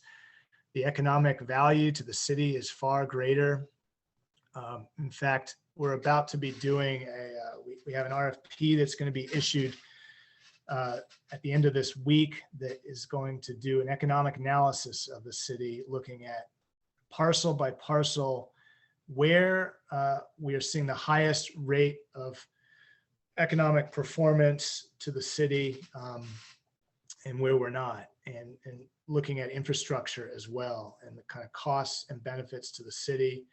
And I think that type of analysis is going to play into our recommendations on the form-based code. But, you know, we don't need to have this. And I think that's been something that a lot of people have a hard time still seeing, that, you know, we can do things differently. We have great precedents in the city. We're fortunate to have a built environment that has the sort of modest density that might make sense in other parts of the city, architecture that has stood the test of time, that has adapted to new uses. I mean, it's extraordinary that over, you know, several hundred years, the buildings of downtown have been able to adapt to changing times and, you know, evolving culture and desires and needs. And, you know, clearly we can't do exactly this everywhere, but there are lessons to be pulled from the places that are successful in the city that really draw people to the city. Inner West Street, I think, is a successful example of that, where we were able to preserve specific buildings that are part of the fabric historically, create new buildings that integrate with the historic fabric and bring in, you know, new uses that are diverse. And, you know, this is still a work in progress, to be sure, but these are cues that I think we can look at. And then we have places that don't have that I think are really sort of in the bullseye for our form-based code, you know, ranging from West Annapolis to Upper West Street to Forest Drive, where, you know, the common theme are surface parking lots that come right up to the street, lots of curb cuts that just basically encourage people to hazardous driving and single use developments. So we're working with a consultant on this form-based code initiative, and they've started to, some of this analysis comes from them. I look forward to sharing details of this when we have it, but right now the analysis is focusing on the Annapolis of today, and you can see our very complicated zoning map on the left. The future land use map on the right is a little bit more clear and simplified. What we're really trying to do ultimately, the form-based code is addressing a number of things, from more predictable development to diversity of uses close to one another that makes sense to be situated in close proximity to each other. But ultimately, if we don't simplify our zoning code and reduce the number of districts that we have today, I don't think we will be successful. It's really at the core of this assignment, I think. And so again, existing conditions and sort of transformational precedents that already exist in Annapolis today that I think could be adapted to other parts of the city. We've basically started to break up the city in a framework, or I shouldn't say break up, but organize the city into centers, corridors, neighborhoods. It's really important that we understand places to protect as much as places to redevelop. And that's where understanding neighborhood context is particularly important. And much of the city is formed by very established neighborhoods. The primary corridors in yellow, secondary corridors, and then we have this walkable mixed-use corridor that exists today that is essentially Main Street and West Street. And so for each of these land use types, the primary corridors, we've looked at the situation alongside these corridors that we may want to address, from large surface parking lots to clustered commercial developments, and then things that we want to improve, or I would say celebrate. In some cases, Forest Drive is, we single it out a lot as a place that is not doing anything right. It's not exactly the case. I think that it's important to acknowledge that Forest Drive has an important role to play as a conduit of people, across the entire peninsula. It connects two parts of the county going through the city of Annapolis. We have to be mindful of that. And that won't change. We may have some future redundancies and, the new road getting built alongside Forest Drive by the villages at Providence Point, Skipper's Lane, but Forest Drive will continue to move a high volume of vehicles. It's just that the city has an interest in creating actual places along the corridor, and that's places that people who live along the corridor could walk to, so they don't have to get in their car, add to the volume of traffic and congestion along the corridor. And that's a really important goal here.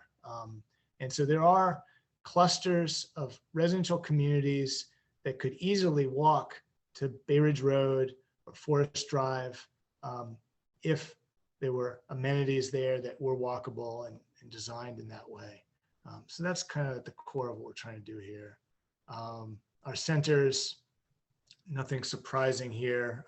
This is the Bay Ridge Road, Hillsmere Center, Eastport, downtown, West Annapolis, the industrial area along Chinkopin, and then the Parole Shopping Center area. These neighborhood centers in general are not what they could be. This particular diagram just looks at West Annapolis, and we've kind of highlighted West Annapolis in our recent West Annapolis master plan, both because we had neighbors who were asking for changes to that area that saw the potential for redevelopment in the West Annapolis commercial area. And just a recognition that it is a gateway to the city. It's a place that, you know, a lot of people go through in a typical day, and had a lot of good assets in being close to existing neighborhoods, and already feeling like a place that could be walkable and did not need a huge push to get there. And so what we've started to do, you know, if you want to know where we're heading with this form-based code project, you can look at our West Annapolis master plan.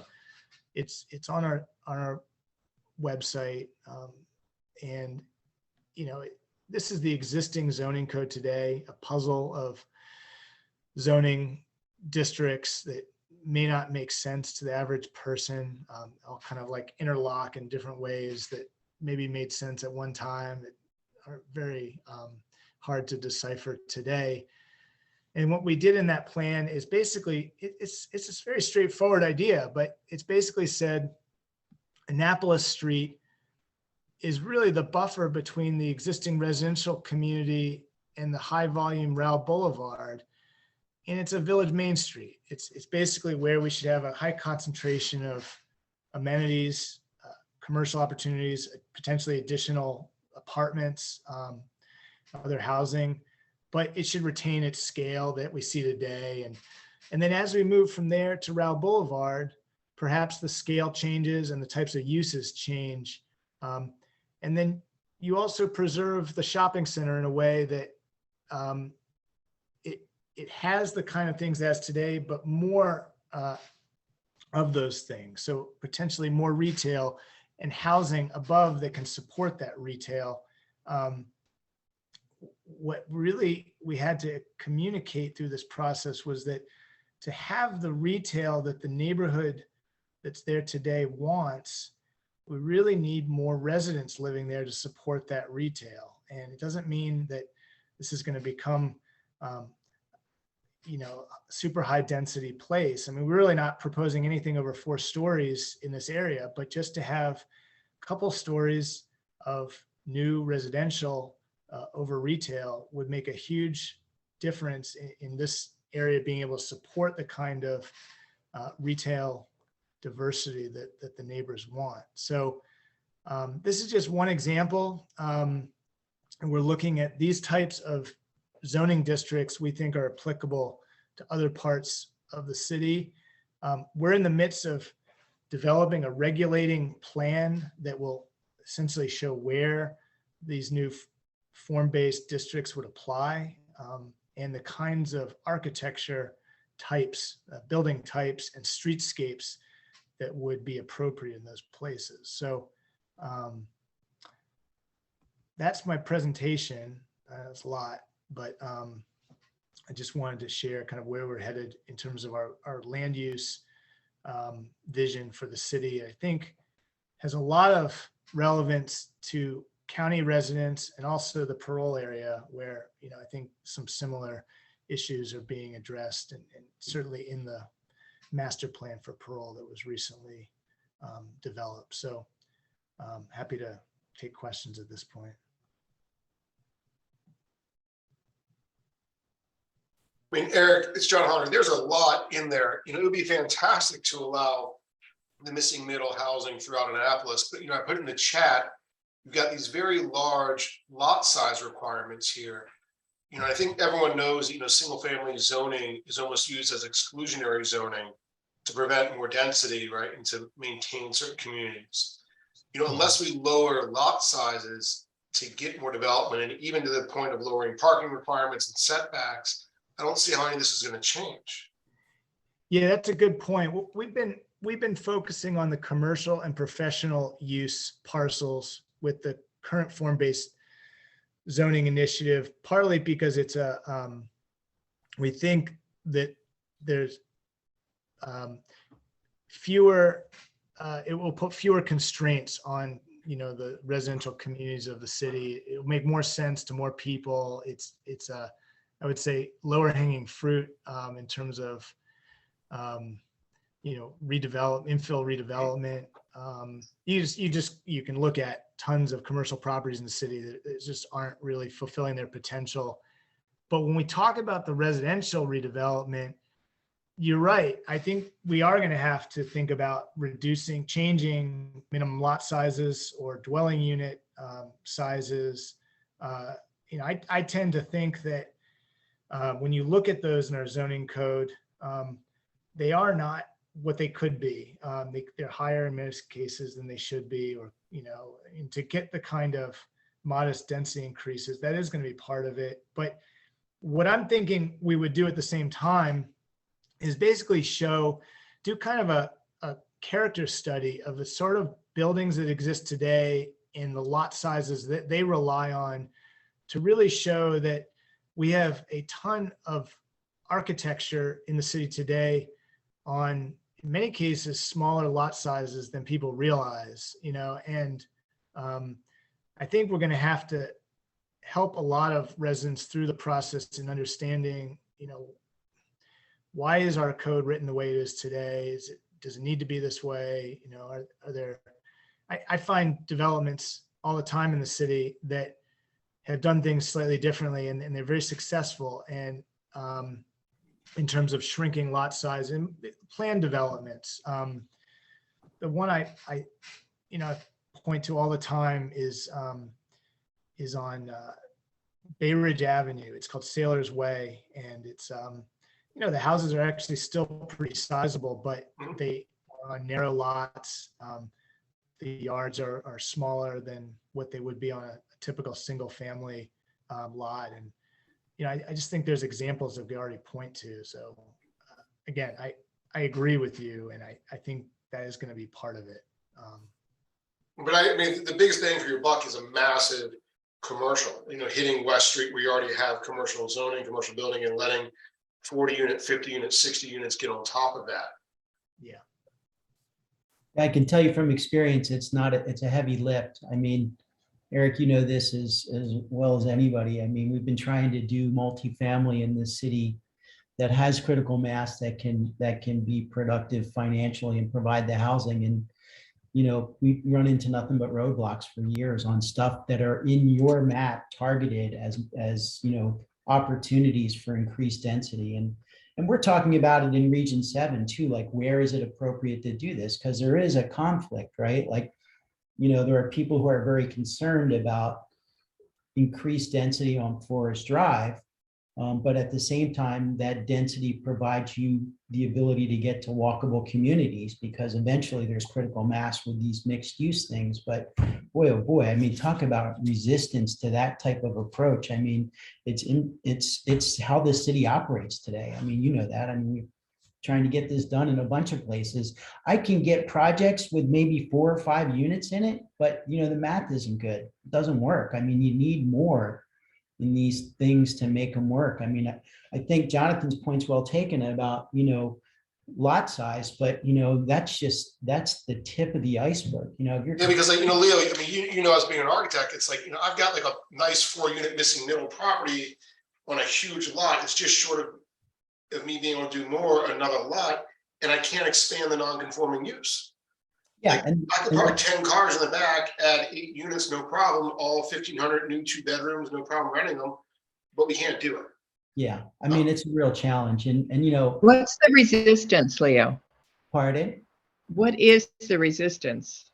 Well, I mean, I can speak to a few projects that I'm familiar with. I mean, if you look at the shopping center, it's 87 residential units that are relatively small, 1 and 2 bedroom and studios. And, that's the housing the city needs. I mean, it's market rate. It's not, low income, but it is an opportunity to change the demographic and get younger people in this city and allow people to, and achieve density in the places that Eric says they should go. But, I mean, we're in court for, I think this is year 6 now, with opposition from the neighbors who think the density is inappropriate. And it's unfortunate because that's the challenge that you face. And I understand both sides of the argument. Like, you know, I know that people in Bay Ridge are concerned about that corridor and Forest Drive, and I get that. But at the same time, you know, density is how you make cities work. That's what they Well, are. I think, Leo,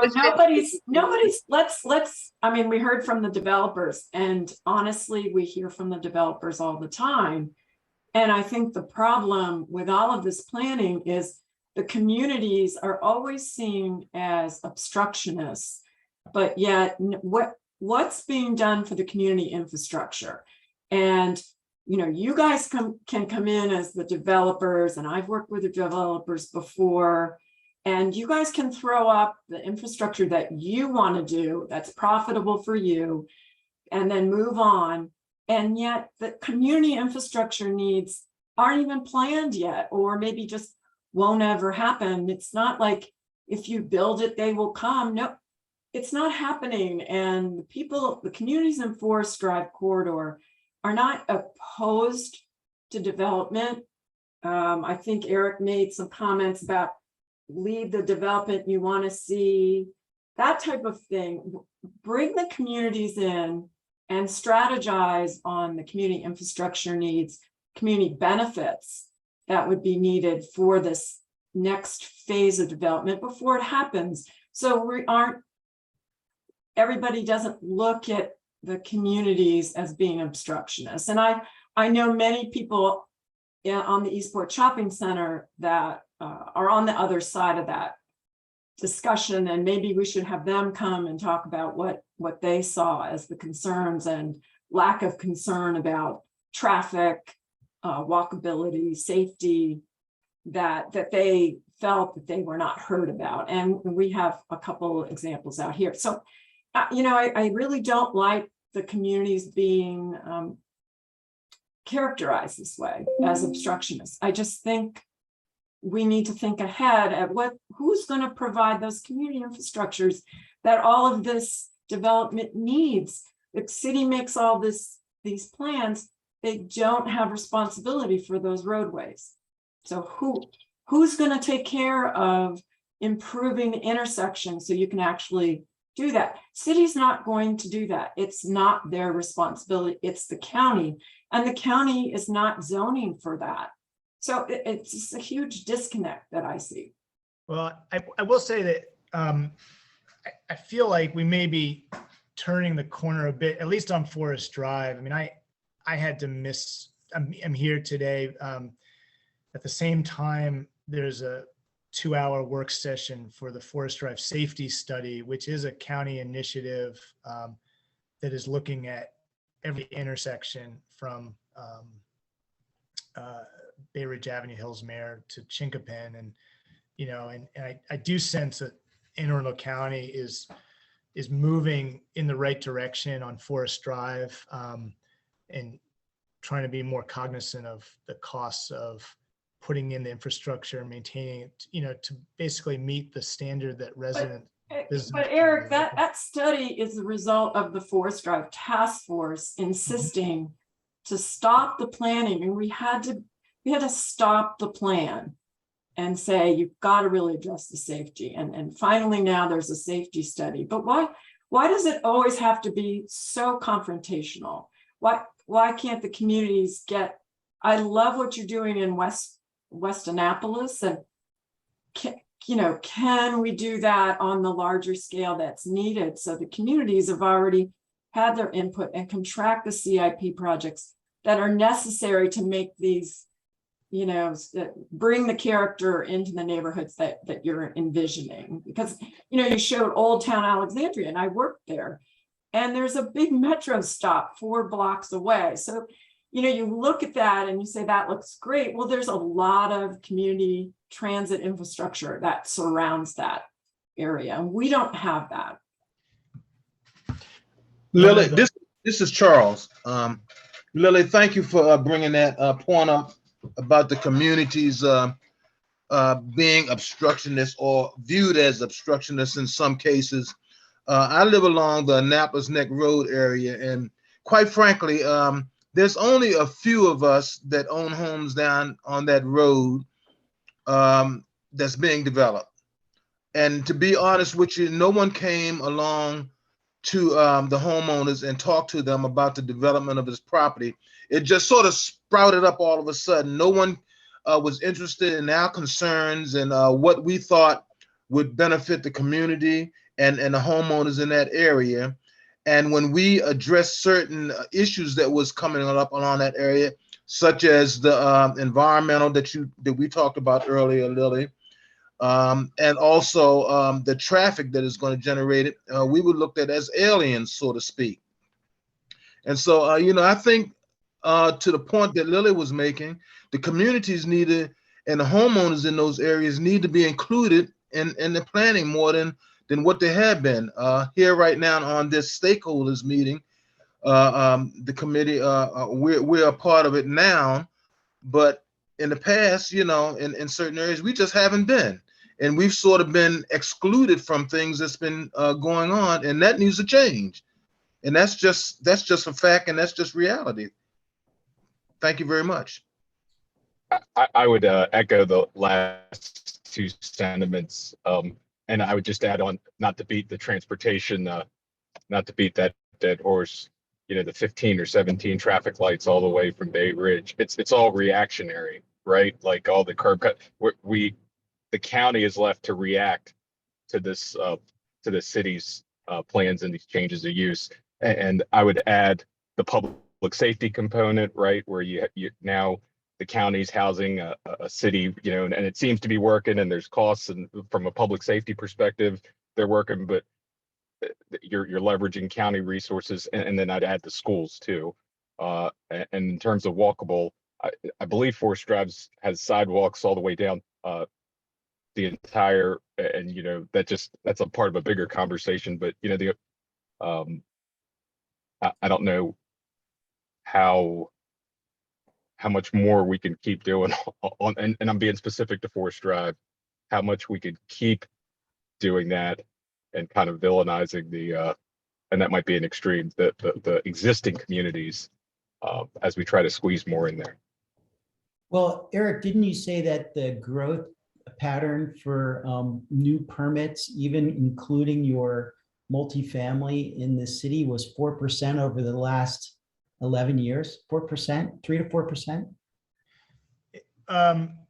Well, no, I didn't necessarily show that, but it's that I think that 3-4% was just you may be referring, there's demographics, but it really, all of the growth residential wise has been single family homes, and which are, it's not the most efficient way of housing people in the city, and it has been an exclusionary practice. But I just want to acknowledge that, we can, at the city, to the extent that, there's some truth to the fact that the city manages the land uses along Forest Drive, county manages the roadway itself. We continue to have to sort of push back the auto-oriented uses that are trying to come in on Forest Drive, and we get drive-through business requests every week, it seems, and that's really not the future of Forest Drive, and it's only going to exacerbate the hazards along the roadway. We're really trying to change the paradigm of what happens there. It's not, Forest Drive is not going to be Inner West Street, but it can have a density that could support greater diversity of uses. And, I just have to just always remind people that one of the only tools we have, being on a peninsula where we can't widen roads or build outward, all we can do is make our existing land uses more efficient and enable people to get around in ways without a car, and that's just, it's really the only tool we have. And so what's going on? There's no bus routes that even come down to our area on a regular basis. If you want the cycling is an hour and a half for a routine bus that comes through. I mean, we don't have The Yeah. infrastructure, I don't know. I mean, are we planning Yeah. for that? Is the city planning? I for don't, that? I mean, yeah, I agree with Lily. How realistic is that, right? You don't move down to now, like, and I'm talking about the existing community, not the future and what it should be or could be. But is that realistic? Well, one of the best recommendations in that Forest Drive Task Force report was to have the commuter buses pick up down at the Bay Ridge end of Forest Drive. I mean, it's a no-brainer. I mean, why have people drive up Forest Drive to River Road every morning and clog that road? And think of how many people would be taken off the roadway if that seems like a straightforward solution. But it's so to your point, yes, there's a certain amount of density that's needed to support transit. We don't have that in most places. That better transit would come with more density. I mean, and certain retail. Okay, can I just interrupt for a second? Because it's some of this, I mean, it's a really good conversation, but it's getting a little circular, at least for me. To go back to Leo's initial charge of what our responsibilities are. And so this conversation is an important conversation. And so to me, it would be what kind of recommendations can we make in terms of zoning and land use that would address these issues, that would allow us to kind of to accomplish the goals of affordable housing and kind of and more sustainable communities. To me, that's where, you know, we can go back and forth of who did what to whom, but really to be productive is we've had a rich conversation. How do we turn these things into recommendations? And as we look at that current plan for our region and say, this works, or these are the things of the gaps that we'd like to include in there. Well, also, Larry, I do at some point want the committee to talk about, I know we're looking at zoning recommendations, but we are doing a comprehensive plan. And I know that a concept of when you are designing a capital CIP program, one of the criteria is, are you compatible with the comprehensive plan? And so I think we need to think about that that responsibility of comprehensive. I agree. I think. Okay, so I think, yeah, I think maybe I'm talking too much about it, but I don't see that part of it being considered. So. But don't we have? I mean, correct me if I'm wrong, Patrick. Don't we have within kind of our umbrella of our charge? Don't we have the ability to make comments about that? That this is wonderful if we want to increase density in a particular area to accomplish these goals, but there needs to be similarly the right kind of infrastructure in terms of, you know, roads, and to the degree schools are an issue, or to the degree talking about other kind of emergency services. I mean, can't we incorporate those things? Similarly, we talked about this bus stop, because in our transit subcommittee, we talked about that. That seems to, we know that recommendation's been made. Can't we reinforce that? Isn't that within our purview? Yes, it is. Yeah. So Go ahead. I'm sorry. Go ahead. go ahead, Larry. I'm sorry. So to me, it would be like, because it's really been, and I think this is an important conversation. It's been rich, and it really gets to the kind of the tension, you know, hopefully in a constructive way, that we would say, okay, given all this, what can we then write in terms of our recommendations to be included in, you know, for the plan? So Larry, I just want to respond to that as we continue the conversation, and we're getting close to our time here. But, you know, I do love the conversation. I like the richness of trying to figure out how to meet the demands of the community at large, and recognize the concerns and address those as fully as possible of the people who are already here. You know, I get that. And I think that's going to be the challenge of this group as we figure out what we want to tell, what our direction is going to be back in terms of directives for, you know, what needs to happen with this plan. And so I am sensitive to, you know, both sides of the argument. And I think that's some of the work that we're going to have to do together. I mean, transportation's been looking at issues on Forest Drive, you know, pretty aggressively, trying to understand it. And you know, I think we're all learning a lot going through it. I know I am. And so, you know, I think we'll just have to work through that as we get into the next phase of our, kind of work here and get into what we want to recommend. So I appreciate very much both sides and all of you. But Leo, one thing I forgot, I wanted to make a, do we have anything in our purview about understanding the finances and like the taxes, the way this works through? Because the reason we always talk about affordability, right? And housing is, we do affordable housing, we also do market rate. My market rate, I literally pay 4.5 months of rent to property tax. Just think about that for a second. A property rents for $2,400 a month. I'm paying property taxes now, $9,900. Right? So if we don't expand this, the part of the reason why rents are higher because taxes are so high. The Navy doesn't pay taxes, the churches don't pay taxes, the state doesn't pay taxes. So this all just falls on the homeowners, right? And you see that happen in some of these poorer communities where taxes just keep on going up. So I think there does need to be a discussion or just about the linking of the housing affordability crisis and the fact that the city only permits like what, 40 permits a year, Eric, if that, and only single family housing. And we're never going to be able to reduce or stabilize property taxes if we don't expand this tax base. It's just the way it is. And this tax base is just going to slowly creep other people out of this community because they're either going to get hit with zoning or they're going to get hit with historic preservation rules or taxes.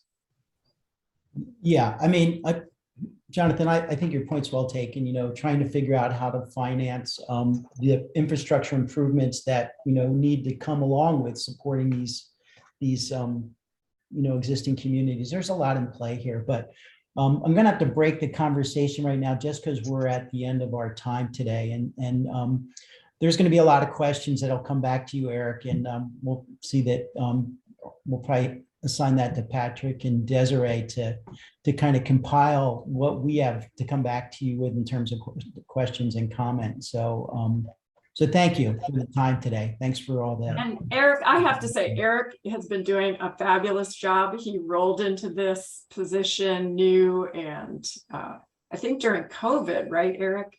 Yeah. And he just has been such a great resource to the Forest Drive Task Force. He's always responsive when you have questions. I really appreciate you understand kind of the tension out here and that you're willing to share what you're doing. And I think you're making a lot of the right kind of changes for the future. Thank you, Lily. Yeah, I mean, land use policy is inherently not for the faint of heart. It's very divisive. I think I'm happy to see the diversity on your committee here, and I tend to think that if you folks could come to some consensus, that would represent a real win for this. So, I'm really glad to have this discussion with you, and happy to be back with you again if needed. But it's I guess I'm a glutton for punishment here with this work, but it has to happen. It's just we've been kicking the can down the road for a while. So. Yeah, well, I'm confident that we will come to consensus on this. I think there's some great thinkers here, and we'll see if we can figure out something that everyone can put their arms around and feel like we're doing a good job together. So, so thank you. So just to shift gears before we break up here, I know we had some housekeeping we wanted to do, which I mentioned at the beginning of the meeting, and we're looking to potentially do our next meeting in person. And that's our October meeting. And the thinking is that, we're getting to the point where we're going to conclude the presentation component of what our committee work is about into discussion and deciding, where we're going to go with our kind of recommendations and discuss how we're going to get there and some of the things we've discussed so far. So we're thinking the next meeting might work well as something together. So we're going to look at times, I think, right, Desiree and Patrick? And I know everyone will remember filling out the kind of spreadsheet or about when we can do that. So we're going to try. From earlier in the process, and it looked like potentially Monday or Wednesday evening might be a good time for that. I don't know if there's any reaction anybody has to either of those times now. Well, we might have to table that too, Eric. I mean, maybe we'll send out a note to everyone and say, here's some options and see what people, based on where we are now and see if we can do Mhm. that. We may have to do it as a hybrid, but it would be nice to get together and start to work on this stuff face to face. I think so too. So that would be good. And then all the work we've been doing so far is kind of leading us to a point where I think when Patrick and Desiree and Anna and I were on the phone yesterday, we were thinking it might be good to poll the entire group and have each individual get back to us with the 3 things they think are most important, because we don't hear from everybody in the committee in these discussions, and it might be something where just kind of populate a spreadsheet and say, these are the 3 things that are important to me. And I'd like to do it anonymously so that, there's not weight around who said it, but these are the things that we're hearing that you're hearing that are important to you. And we want to make sure that gets into the mix for everyone. So Patrick and Desiree are working on how we can put that document together, but it's a homework thing for everyone on the committee to be prepared to say, these are the 3 things that I'm most interested in terms of meeting the goals that we spoke about at the beginning of this meeting and that are on the agenda. Like, those are the things that I think I'd like to see us focus on as we get our recommendations together. Does that make sense to everyone? Okay. Leo, could you state again why you think it needs to be anonymous?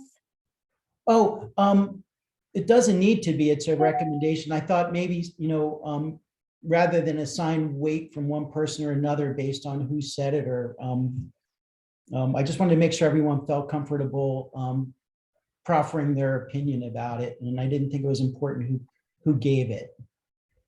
Yeah, our thinking is we'll put together a form of some sort that you all can, it's just to start the conversation. What are the top maybe 3 priorities that you feel like this region plan needs to address from your perspective? And then we'll have a discussion about it at the next meeting. And it'll be a way to kind of put a bow on this period of you all receiving information from these different agencies and start to transition into a true advisory role. So that's a better answer than I gave. So Well stated about that. Okay. So look, guys, it's 7 after 12. I know everyone has obligations today. Is there anything anyone wants to say before we close up the meeting today? I'll point out just very quickly, there is a survey out for the public. This was in the last email that we sent out to you. Please promote that among your networks. We're trying to drill down on some of the information that we've heard previously. So it is a little bit more detailed than some of the prior outreach efforts. So please share that widely. Patrick, coincidentally, I sent it out to the community the same day I was receiving information, unintentionally, but the same day I was receiving information that it took people 45 minutes to get their kids to Annapolis High School. So I think it's going to be traffic centric when you receive Annapolis Roads responses. I don't doubt that. I was like, whoops. Sorry. Yeah. Thank you, though. Well, I had just one real quick thing that came up in a meeting I was at last night from communities in our Annapolis neck. Linda, it's about Powell Park, but zoning and development regulations as they relate to park and recs seems to be coming up a lot. There's a lot of communities that are getting together and talking about the fact that when some of these major parks are getting developed, they are not engaging all the surrounding communities. They are not looking at traffic impacts, environmental impacts. It seems to be big, and some of the comments that are coming out are that they don't have to follow the development and community notification rules that developers have to. So, possibly that's something we could put into the zoning or some, kind of beefing up the requirements for county development itself. Yeah, it's pretty hypocritical, especially when you realize that those are drawing people in from all over the county and outside of the county. So I agree, Lily. Yeah, it seems like everybody wants recreation, but we're not sure how big we want it to be, right? Okay, well, that's good. I think we can put that in the discussion too. Thanks everyone for spending the time today. I know we're a little over and really enjoyed the presentations and the discussion. With that, I'm going to make a motion that we adjourn. I'm looking for a second. Second. There we go. Thank you so much. Thanks, everyone. And let's continue the discussion. Patrick and Desiree and I and Anna will get back to you with those other things we spoke about, and we'll look forward to seeing you guys at the next meeting. Thank you, Leo. Thank you, everyone. Thank you. Thanks. You'll take care. I Bye-bye. think we can stop recording now.